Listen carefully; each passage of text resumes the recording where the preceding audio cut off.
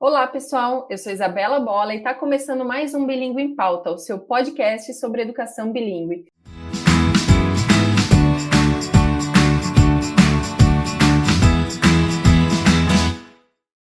E este é o último episódio que nós estamos falando sobre competências da educação básica.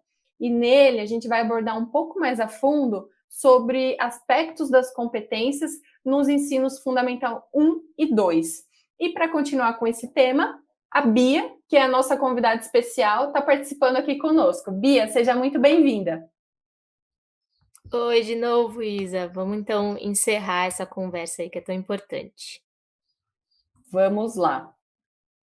Em um podcast anterior, a gente comentou um pouquinho sobre as competências previstas para a educação infantil, né? E nesse episódio, eu gostaria de explorar um pouquinho mais sobre aspectos relevantes para o ensino fundamental 1 e 2.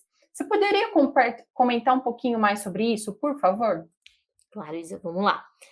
As competências gerais são as mesmas mesmo, né, como a gente comentou antes. O que muda é que a partir do primeiro ano, a estrutura, a forma com que as habilidades estão organizadas dentro da BNCC é diferente. Então, ao invés dos campos de experiência e dos direitos de aprendizagem e desenvolvimento, a gente vai ter as áreas de conhecimento, as competências específicas das áreas, os componentes curriculares e as competências específicas dos componentes. As áreas de conhecimento são 5: linguagens, matemática, ciências da natureza, ciências humanas e ensino religioso. Então, fazem parte, né, dentro de linguagem, a gente tem língua portuguesa, arte, educação física e língua inglesa. Dentro de matemática, matemática, ciências da natureza, ciência, ciências humanas, história e geografia, e ensino religioso mesmo.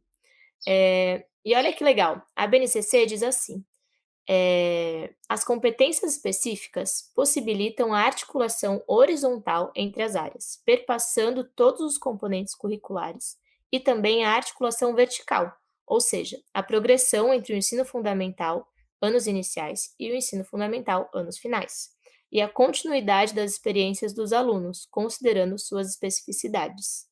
Então tá tudo ligado, não é engessado, do tipo, isso aqui é só para o segundo ano, sabe? Ou eles têm que desenvolver isso no segundo ano.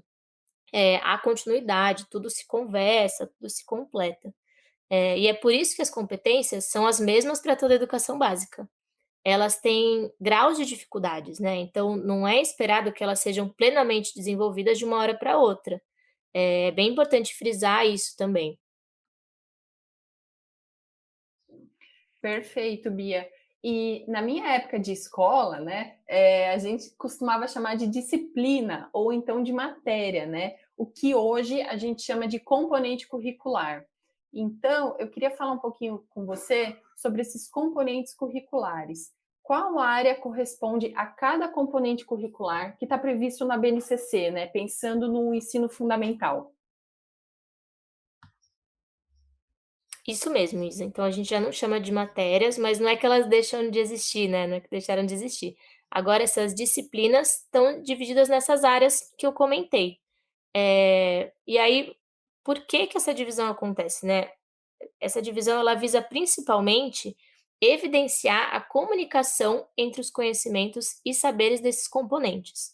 Então a ideia de que todos eles juntos vão compor, né, daí os componentes vão compor o currículo. É diferente da divisão em matérias, que acabava dando uma ideia de compartimentação, sabe? Como se cada coisa fosse um pedaço separado de algo, que não conversa com todo o resto. Aí, para garantir que as competências específicas sejam desenvolvidas, cada componente tem um conjunto de habilidades que são organizadas em unidades temáticas.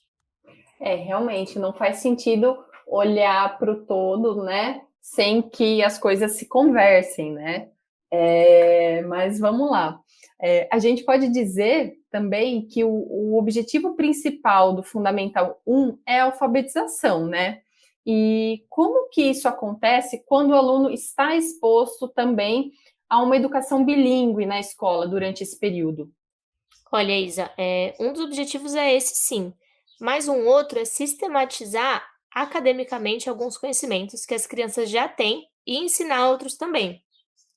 Então, em relação à alfabetização acontecer em 2 línguas, uma coisa não precisa interferir negativamente na outra. Acho que essa é uma dúvida grande, assim, né, uma preocupação grande. A convivência com outros idiomas, ela vai ampliar repertório, vai ampliar as referências das crianças, e não vai prejudicar a compreensão de uma língua ou de outra. Conforme ela for sendo exposta a referências, ela vai construindo sentido na leitura e na escrita, mas ela precisa ter o apoio e a mediação de profissionais para isso, né. Então, o inglês ou o outro idioma vai aumentar as possibilidades na hora de fazer inferências. Então, essa pode ser uma experiência muito rica, mas isso se as intervenções, forem adequadas, né, e se as estratégias também forem planejadas, né, se elas forem se essas estratégias utilizadas forem adequadas. Não dá para simplesmente deixar rolar, sabe. Se a escola estiver preparada para fazer isso nas 2 línguas, pode funcionar super bem. Mas se não houver estrutura para isso, né, se a escola não tiver essa preparação, o ideal é então que a alfabetização aconteça primeiro em português e depois em inglês. Certo? Respondi? Respondido, Bia. E para finalizar, então, eu deixo agora um espaço para você fazer um comentário final, né, sobre esse assunto. Bom, Isa, primeiro, obrigada pela oportunidade de falar sobre uma coisa que é tão importante, que ainda causa um pouco de confusão, de dúvida, né. Então é bem importante a gente ter esse espaço onde a gente possa conversar, discutir, tirar dúvidas. Foi muito legal estar aqui nesses 3 encontros. E por fim, eu quero dizer aos meus colegas educadores aí que estiverem ouvindo, que leiam, que investiguem, estudem e aproveitem a oportunidade de ter acesso a documentos tão importantes como a BNCC. A base é uma vitória para a educação brasileira, né, e a gente precisa valorizar isso e colocar em uso, né, esse material que é tão bacana. Sem dúvidas, Bia. E bom, quero agradecer aqui a sua presença mais uma vez, tá? Quem não acompanhou os episódios anteriores, eu deixo aqui a recomendação que ouçam, porque tá muito legal. A gente falou aí numa série de 3 episódios sobre as competências da educação básica, né? Divididos em teoria, prática e aspectos mais relacionados ao ensino fundamental, né? Então, vale a pena conferir esses 3 episódios, que estão muito interessantes e muito bacanas aí sobre o tema. Bia, mais uma vez, obrigada pela sua participação.